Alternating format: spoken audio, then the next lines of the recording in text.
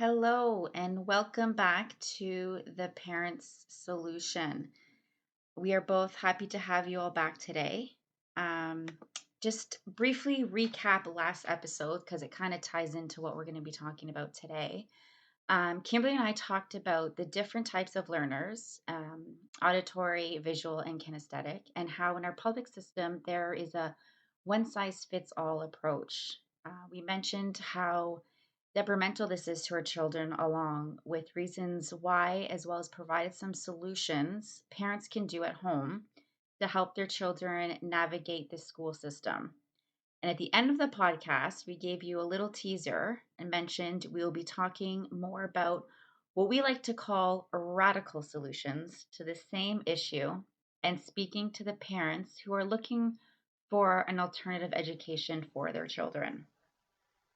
Yeah, absolutely. So the first thing that I would like to say about alternative solutions is to kind of start with the easier sort of things that come to mind for those who are looking to educate their children in an alternative manner. So learning pods are popping up all over Ontario. Now, the immediate complaint or the immediate concern with a lot of parents is that these learning pods are too expensive. And they can run quite the cost, especially if you only have 5 or 6 parents sharing the cost of a full-time teacher. It does get expensive. The solution to that is definitely a radical one that we would like to propose, and it would be if you are if you are not using public education anymore, then you shouldn't be paying your taxes for that. There is tax money. We as Canadians in the Western world or wherever you might be listening in from, we pay taxes for education. If you are not using the public education system, it only makes logical sense for you to use that money elsewhere and to not put that into the public system, but to put that into your own private school system. You would be surprised at the amount of education taxes that you would be able to dump into a private education for your child or for your children. Now, that being said, not everyone is willing to go to those extremes.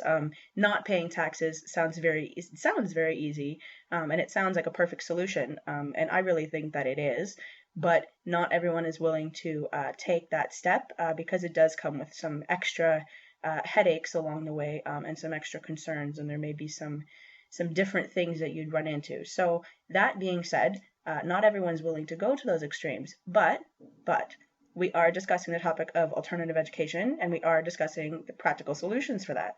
So, not paying your education taxes is one of those solutions. Put that money instead into a private teacher who is invested in your child's learning because they're able to give more focus and attention to your child or to multiple children simply because there are less of them. Privately educated children in a group of 6 or 7 are going to be are going to have more attention from the teacher than they would in a public school system of, say, 20 or 25 children, which is the norm, particularly in more populated parts of Canada and of the US. Put your money into a private teacher who's capable of and passionate about teaching children. Now, obviously, experience is a little bit more important than official documentation here. But from my own personal experience with this, there's no shortage, especially right now, there is no shortage of qualified teachers with years of experience. I have experience as a teacher in a public education setting, but there are many teachers out there who have years more experience than I do, who are looking for something that's alternative education and who are willing to support something with parents who want alternative education. Yeah, absolutely, Kimberly. Um, and I've noticed them, especially in the last 22 months, have been popping up all over the place a lot more, given the circumstances that we are in.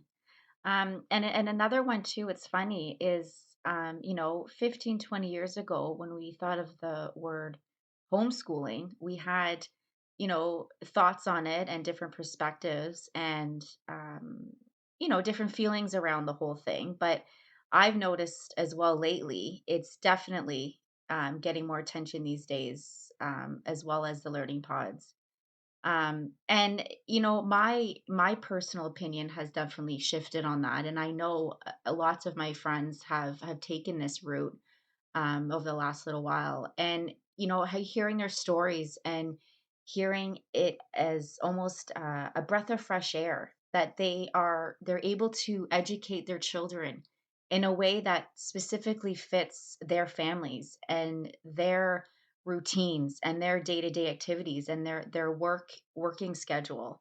Um, and you can do it in a way with out of the box ideas tailored to your child's age and specific needs, right? So if you know that if you're, have a child that struggles with ADHD, for example, and he or she needs that extra time outside or that extra running around, take them on a scavenger nature hunt. And we'll talk about that later, but that is a perfect opportunity to tailor your child's needs and incorporate the learning into that as well. So homeschooling, I feel, is a definite other solution for the topic that we were speaking about, and it's one that I know personally a lot of families have taken the opportunity to do so. Yes, it's especially like you said over the past 22 months now, it's really come to the forefront. You're right, 15, 20 years ago, that was how it was. It was much more, it wasn't as popular. It was much more kind of stigmatized. And over the last 2 years almost now, we've seen a rise in the desire for parents and parents' desire themselves to be more involved in their own learning because people are starting to realize that not everything and that public education is not the only solution and it's not the only way to educate your children. On that note, Absolutely. yeah, we have on that note, we also have something that is called unschooling, and that's a bit of a new thing that's come to the rise and come to the forefront with everything that's gone on. The difference between homeschooling and unschooling is that unschooling has a little bit more, it's a little bit more based on life skills. It's a little bit more based on the child's specific interest. When we think of homeschooling now, we think of, yes, it's tailored to your child's needs. Some parents will choose, most parents who are homeschooling will choose to follow some sort of program. And there's lots of homeschooling programs, either in person or online, that you can purchase. Unschooling is more of a natural way of learning. So things like, and we'll talk about this in a couple minutes, things like being outside, being in the kitchen, learning as a natural process of life and not as a destination. There's a quote that I really like. It says, "Learning is a journey, not a destination," and I think that really applies to the idea of unschooling in general because that's what it is. It is learning that is treated as a journey, and everything from the interaction that you have with your sibling to something that might come up in a more formal social setting, everything is treated as a learning experience. So that's definitely something that's come to the forefront that I've seen in particular over the past little while. And that really opens up a conversation about how things used to be, because society really, in the past, I would say even the past 50 years, has changed so much. If you think about the processes that we have, for the most part, that people have automated now, such things as dishwashers, such things as robot cleaners. I grew up in a household where we had chores. And we were the dishwashers and we were the robot cleaners, right? That's no longer the case. In a lot of families, we have strayed away from the idea of working in the household and done it just as an automated process. And if you think about, for example, even the way that we get our food now, everyone, again, 50 to 70 years ago, even as recently as maybe 30 or 40 years ago, everybody lived on farms or was in some sort of urban or rural setting. And most people didn't live in an urban setting with tons of city houses and everything. And there's nothing wrong with that. But you have to realize that our food now, instead of being grown personally, when everyone used to have a farm, everyone had cows, everyone had a garden, everyone had their own ecosystems. And yes, there were still stores, of course. There are still things to get from the store, but it's not that same way anymore. If you want peppers and cucumbers, you don't grow them in your garden. You go to the grocery store and buy them, right? So the idea of children being quote unquote entertained in the sense of having something to do, that used to be things that children would do, and that's part of the whole unschooling experience. And relating this back to talking about how children are learning as a journey rather than something that they do as a rigid form of education in a public school. Yeah, absolutely. I love that, Kimberly. And I love how, again, it's funny because, and I know we keep bringing this up, but even the last 22 months, 2 years, how many people I know, and for those of you that don't know, I'm out in Guelph, Ontario, and how many people in my circle surrounding areas have gone back to this way of living, and starting to build their gardens again, and starting to do all the things that you are just talking about. So I kind of love how to see it almost gone full circle, and we're bringing all those things back into our world. And it's funny because I always say to my kids too that my son's taken a liking into planting and growing his own little mini gardens That's now. awesome. And Oh, yeah, that's so cute. it is. And he, I always love when they say, I'm bored, I'm so bored. And I think that that's not necessarily a bad thing, Hmm. anymore for kids. But that's a whole other, that's a side note. Yes, yeah. I think Um, there's definitely some things to be said about the fact that kids these days are quote unquote bored. That never used to be a thing because they mhm. were too busy doing other things, and they were too busy living the sort of unschooling way of life. So that makes me very happy to hear. I know for ourselves, we pride ourselves very much so here in growing our own food and having our own meat and milk and eggs and things like that. Not everyone can do that because, like you said, you're in a more city environment. But I think it's really great that you've taken that upon yourself to, and that there's people around you that have taken it upon themselves to say, hey, we need to be a little bit more responsible for our food sources, and by that means you've now provided great work for your children and great learning for your children. Yeah, absolutely. Which is, um, a beautiful segue into, what can we do now? Some more Hmm. practical solutions, about this. And, we think that the number one, solution is to be involved 100%, 110%, um, in in your children's learning. There's no other way around it. We have to be present. We have to ask those questions. We have to know what's going on, and take it. Let them know that we are interested, and let them know that we care about what's going on, in their learning environment as well. And some very easy practical solutions is that is get them outside. um again, given our circumstance as of right now, it's kind of touch and go with friends, but you know grab on your neighbor if you see them outside. And just like the only, I don't see kids playing road hockey anymore.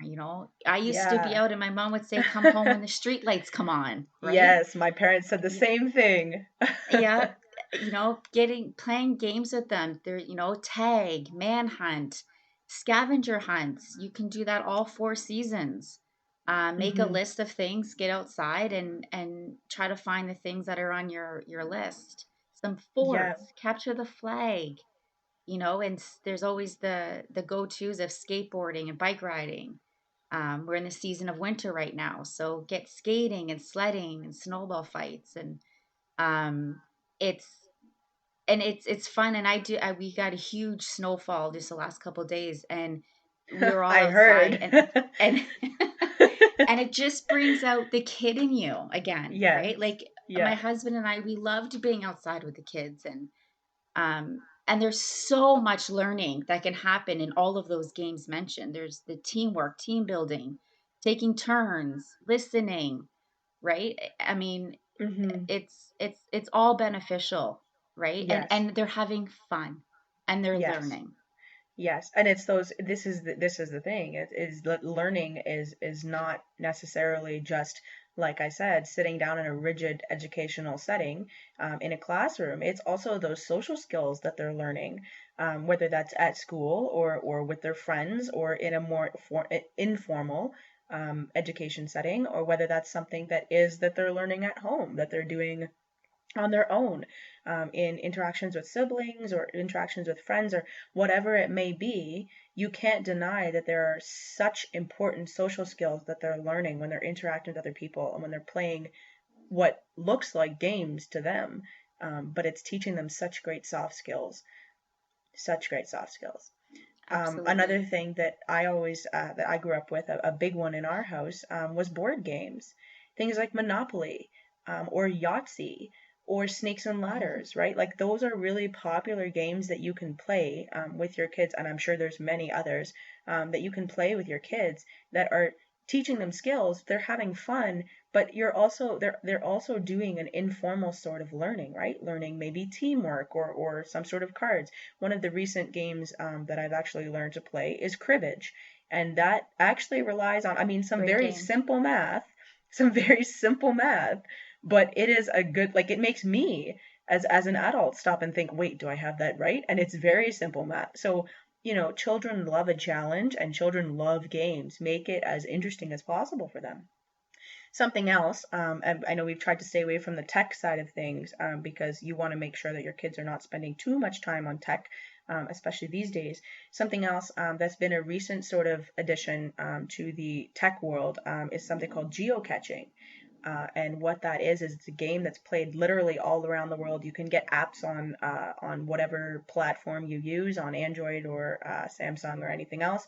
And it's people that will take an item, they'll put an item somewhere and leave it for someone to find. They'll mark it somewhere. The person who takes that item then has to leave another item. So it's like a worldwide scavenger hunt, in short. And I haven't looked into it too much, but I thought that was a really good alternative, almost like for the kids. Pokemon Go was really popular for a Yes. while. It's like Yes. Pokemon Go, like a worldwide scavenger hunt, but with items rather than with little Pokemon things. However that works. That's very neat. I've never heard. I have Yeah. to look into that. Yeah. That's very Yeah, cool. I haven't done a whole lot of research into it, but it seemed like it was a pretty cool alternative and something to get people outside and looking at, historic things outside and different areas. So definitely gets you up and moving. Another good lesson, or to get the learning education in the home, is let them help you. Let them help you in the Mm-hmm. home. Kimberly talked about it. You know, they want to they want to help. They want to be involved. And one of the biggest things that we do in our home, that I've kind of done since I think my kids have been standing, is letting them help me in the kitchen. And they absolutely love it. They love to be a part of it. They like to feel like they're helping. Mm-hmm. And my kids are young now. I have 6 and 4, but they've helped me mix and stir and pour, and just giving them those little tasks. Um, Or they'll go there's get a things for you, or yeah. Yeah, grab the milk from the fridge, or grab some eggs. Mm-hmm. We're still working on the cracking of the eggs with my daughter, but it's getting there. Practice makes But there's progress. That's right. But there's abundance of learning happening there in Yes, helping in the kitchen. And again, for it's fun. It's sure. messy. They love it. Yeah. There's the math, the fine motor skills, the patience, following directions when you're reading, the recipe. And you know, as a parent, trying to take away the the feeling of doing it wrong, or that it's going to take that much longer. If you take away those expectations and just kind of roll with it, the bonding Mm-hmm. that you're also experiencing with your kids through that is incredible. But that's a That's whole other very true. conversation, I That's think. very true. It's such a good point. I know some of the best memories that I have as a child and from my childhood come from my Saturday mornings, actually, making pancakes from scratch with my dad. like Love it. legitimately from scratch. We didn't have mix. We didn't have like we just had bare ingredients and we started from scratch and he taught me how to make everything from the dough or the batter, I guess you would call it. He taught me everything from how to, what ingredients have to go in where and oh, okay, we're going to double the recipe this time because we're making double the pancakes. Taught me everything from the dough to the batter to the measurements and to flipping it onto a plate. So much Mm-hmm. so that even as a teenager, when I wasn't wanting to eat a whole lot and breakfast, oh, that's not important. I don't need that. Pancakes was the only breakfast I ate for years, simply because of the memories attached to them. It was wonderful times. Yeah, I love it. And just quickly to tag on to that too, because you triggered a memory for me. Hmm. I remember when I was young, I was probably 3, and I was the one Wow. in the kitchen helping my grandmother with Christmas dinner. Um, Mind you, at that age, my only job was to warm up the dinner rolls, but still, I was pushing the buttons on the microwave, Yeah, and absolutely. I was learning alongside beside her, right? Which was absolutely incredible. And obviously it meant something if I'm still remembering and talking about it to this day, right? Today, So, yeah. It's funny how the childhood experiences that we have come back to us as adults, when we're talking about things that we've done with our parents that are true bonding. And speaking of which, one thing that I did as a child was a lot of reading. I love to read. I am a what I would like to call a full-grown adult now, and I read for fun. And some people think that's crazy. My students think that I'm a little nuts because I read for fun. So that's another thing that you can do is make your children read or read to them. I personally, as a teacher, I don't care if it's a 200-page novel that's a chapter book or it's a 50-page graphic novel. You get them reading because far too few children these days enjoy reading because they're not brought up knowing the value and the magic in reading itself, in that ability to read words on a page and transport yourself to almost like another universe. And I'm sorry, as a side note, you can't text to speech your way through life. I'm not against text to speech at all. I think it's a great way to save time and to have things read to you. I love Audible and other platforms like that, but you cannot deny the value, the inherent value in knowing how to read, but in also enjoying reading. And for those parents that or those educators out there that are bringing up the idea of graphic novels, from my personal experience, I will say graphic novels are a different type of education, but they are absolutely educational in their own right. There are children who struggle a little bit more with the actual reading and writing portion of their brain, and those kids are the ones that usually prefer the graphic novels because there's pictures and cartoons and everything. And the argument there is that it fosters creativity and imagination. Again, there is such absolutely. power in being able to transport yourself out of the world you're currently in, this world right here, right now, and put yourself in a whole different, what I would want to say would be a parallel universe with whatever book you are reading. That can happen whether you're reading a graphic novel or whether you're reading a 200-page chapter book. It doesn't have to be particular about what kind Mm-hmm. of genre it is. 100%. Yeah. Absolutely. So I think that just about covers it for all of our practical solutions. These are definitely some solid solutions that we've discussed here, and they're practical things that you, as our listeners, as parents and educators, can start implementing at home right now. And while these are all solutions that would require significantly more change to people's daily routines, these are achievable steps that you can put into place in order to have a more home centered and home integrated life and a more natural way of education and a more natural way of learning. All of the solutions that are proposed here, they absolutely favor direct involvement, specifically from parents, which I know that all of you parents and educators out there treasure so much, especially in our ever changing world. If you told anybody 22 months ago that our world would be like it is right now, there would be people like I myself would not have believed you. So the idea of adaptability and the idea of resiliency as much as I hate to use those catchphrases, is so important, and it makes the value of being able to connect, to truly connect with your children, that much more important. In a world that is a lot of the time chaotic and noisy, the value that comes with a solid and stable family dynamic is absolutely priceless. As the saying goes, nothing that is worth it is easy. Changing up your approach to education and how it gets done may not be easy, but I can say that it is absolutely worth it. Thank you so much for listening, everybody. A reminder that new podcast episodes premiere every Tuesday at 5 a.m. EST. This is The Parent Solution, your one-stop shop for counseling insight and all things educational.